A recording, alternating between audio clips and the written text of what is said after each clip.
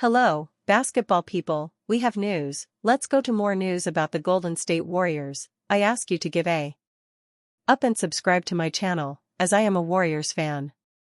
The Warriors could look to acquire a young center with excellent size and a rebounding ability. Jesse Edwards could be signed by the Warriors. As the Golden State Warriors look to reshape their depth at the position of center, it is quite possible that youngster Tracy Jackson-Davis could be on his way out. Yet, with the Minnesota Timberwolves waiving 7-footer Jesse Edwards, the team may have found its ideal replacement for the young center. Edwards, 25, spent most of last season with Minnesota's G League affiliate, and, following a series of strong summer league performances, will now be an unrestricted free agent, eligible to provide a unique skill set to whatever team has a roster spot for him to claim. Jesse Edwards could present a valuable skill set to the Warriors. Edwards, who came into the league as an undrafted free agent, had an excellent season last year in the G League. Through 18 games, he averaged 11.7 points, 8.4 rebounds, and 1.3 assists, shooting 61% from the field and recording 2.2 blocks per game. As Golden State's offseason has slowly developed, it has become clear that they are looking to retool at the 5 spot entirely. They let veteran Kevin Looney walk in free agency to the New Orleans Pelicans, and they seem poised to sign Al Horford once their Jonathan Kuminga situation is resolved. Yet, these moves are primarily to both cushion the development of 7-footer Quinton Post as well as offset some of the gaps in his skill set. Although Post is an excellent perimeter shooter, hitting over 40% of his shots from beyond the arc last season, his defense and rebounding are still subpar, and his slow-footedness makes it difficult to start him against bruising centers in high-leverage situations. Jackson-Davis, moreover, presents little to no relief in these areas for the Warriors. Although he has displayed some dynamic offense in his short career, even receiving a stretch in the starting lineup at the beginning of last season, his lack of size has left him outmatched physically at the position. As a result, Jackson-Davis was relegated almost entirely out of the rotation towards the end of last season. Therefore, if the Warriors are looking for reliable depth at the position, moving on from Jackson-Davis could unfortunately be their best option, and Edwards could present a developmental project that could take over the young center's place in the depth chart. Frankly, any contending team does not need a lob threat in their third-string center slot. They need a player who can rebound and make the right defensive rotations when called upon, slotting into the lineup when it is absolutely necessary and making the right plays. This once was Looney's role, and, now that he has moved on to a new organization, it could be time for the Warriors to bring in a player who is more suited for that than Jackson-Davis. Warriors have a simple but uncomfortable solution to their Jonathan Kuminga problem.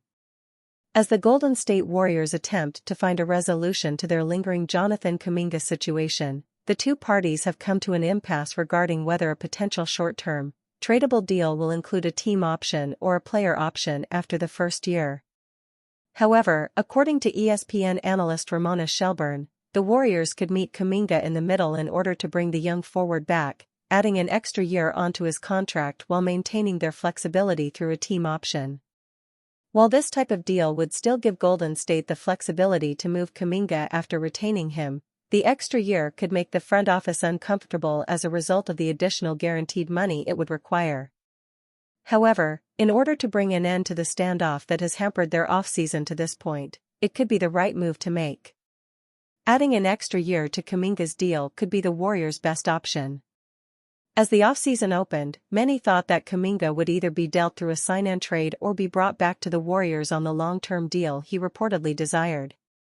Yet, as interest around the league waned, the Warriors made clear that they were only interested in bringing Kuminga back on a short-term deal, one that could be moved for value presumably around the trade deadline next season. However, Kuminga's camp has largely balked at the idea of granting Golden State the additional leverage that a team option after the first year would give them, leaving the two parties in a standoff that has prevented the organization from making any moves this offseason.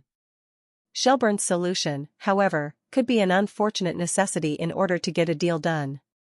Speaking with Anthony Slater on NBA Today, Shelburne said, "I think he's going to be on the Warriors. And the only question is, how much are they paying him? I think there's an easy solution here. which is that the Warriors give him an extra year. It'll be like a 2+1, where he has a little more control, a little more guaranteed money. In one sense, Shelburne's solution hits on exactly what Kuminga seeks: control. Throughout his career, he has been beholden to an organization that he feels has disregarded him and held him back from his potential, and, thus, Kuminga's main priority in his restricted free agency is to command what he feels is his true value. By giving him an extra year on his contract, Kuminga could feel more security within the organization, and the Warriors would have an additional incentive to work him into the rotation in his ideal role. Yet, at the same time, an extra year would make his contract more difficult to move while also tying Golden State up in a potentially disastrous scenario if Kuminga's return to the roster goes poorly. Therefore, while Shelburne's solution could provide some more common ground between the two parties, it could also backfire tremendously as the Warriors attempt to maintain as much flexibility as possible. Warriors have quietly parted ways with playoff fan favorite. This is likely the end. As the Golden State Warriors have awaited the conclusion to their Jonathan Kuminga conundrum, the team has been rumored to be negotiating with multiple veteran guards, a necessity given their need for depth in their backcourt. Yet, in doing so, they have also likely signaled the end of unrestricted free agent Pat Spencer's time with the organization, as their two-way spots will likely be claimed by younger pieces. Spencer, 29, became a fan favorite last season with his hard-nosed style of play, but now, in order to continue his incredible journey to the NBA, he must find a new team to call home. Pat Spencer's time with the Warriors may have just ended in a whisper. Last season, through 39 games, Spencer got limited time in the rotation, averaging 2.5 points, 1.2 rebounds, and 1.2 assists on a diet of just 6.4 minutes per game. Yet, in Game 5 against the Houston Rockets in these past playoffs, Spencer exploded, shooting 5 of 7 from the field and scoring 11 points before being ejected for headbutting opposing center Alperen Sengun. Although the Warriors ultimately lost that game, it was a memorable performance for Spencer, displaying exactly the intensity he was known for in his limited minutes.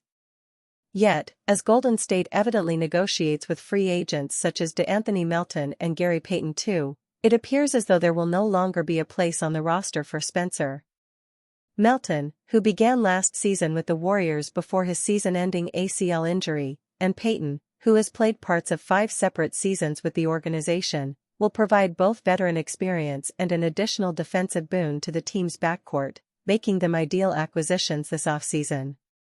Moreover, recent draft pick Will Richard, who had a solid set of performances in Summer League, could be poised to take on the final roster spot with the hopes that he can continue to develop into the 3-and-D wing the organization thinks he can be. Therefore, for a 29-year-old two-way guard with just 45 games worth of NBA experience under his belt, it would become even more difficult finding minutes next season if he were on the roster. The organization, moreover, declined to extend Spencer a qualifying offer at the beginning of the offseason, allowing the guard to enter unrestricted free agency. While it remains to be seen when, or if, these moves will be finalized, Golden State has made their intentions clear this offseason, and they unfortunately do not involve bringing Spencer back. Golden State Warriors could sign former number 1 pick as Jonathan Kuminga replacement. The Golden State Warriors could sign a former number 1 pick in free agency if Jonathan Kuminga leaves. The Golden State Warriors are stuck in free agency. They have 9 players on their roster, and won't sign their line of impending free agents until their Jonathan Kuminga stalemate is resolved. The Warriors are linked with Al Horford, DeAnthony Melton, Seth Curry, and Gary Payton II, who Stephen Curry is pushing Golden State to sign. They need to sign at least 3 of those players to meet the NBA's roster requirements. Reports say the Warriors could also acquire a former number 1 pick who is still available in free agency. Golden State Warriors could sign Ben Simmons if Jonathan Kuminga leaves. The Warriors could sign Ben Simmons in free agency, depending on the outcome of Kuminga's contract talks. Simmons was a highly touted number 1 pick with the Philadelphia 76ers. Physical injuries and mental shooting blocks have stalled his career in recent seasons.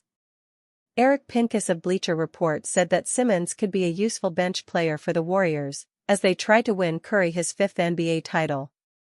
He wrote, Simmons is similar in many ways to Draymond Green. Neither has earned their contracts through individual scoring, but through defense and playmaking. With an elite shooter like Steph Curry and a tough all-around competitor like Jimmy Butler, Golden State is a formidable contender in the Western Conference when healthy. Simmons wouldn't fit alongside Green, but could be a valuable reserve behind him, so that the team doesn't need to alter its style of play. Green is willing to take the outside shot, make or miss, the one glaring difference between the two.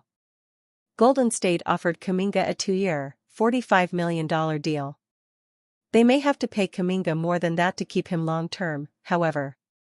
Alternatively, they could arrange a sign-and-trade to get him off the books, or let him walk for free in 2026 after taking a 1-year qualifying offer worth $7.9 million. There is a host of potential endings to this ongoing saga. Golden State are forced to put all other free agency decisions on the back burner until they find out which path Kuminga will take. New York Knicks are among the other teams named in Ben Simmons' sweepstakes. Pincus also listed the New York Knicks, Minnesota Timberwolves, and Sacramento Kings as other plausible options for Simmons this summer.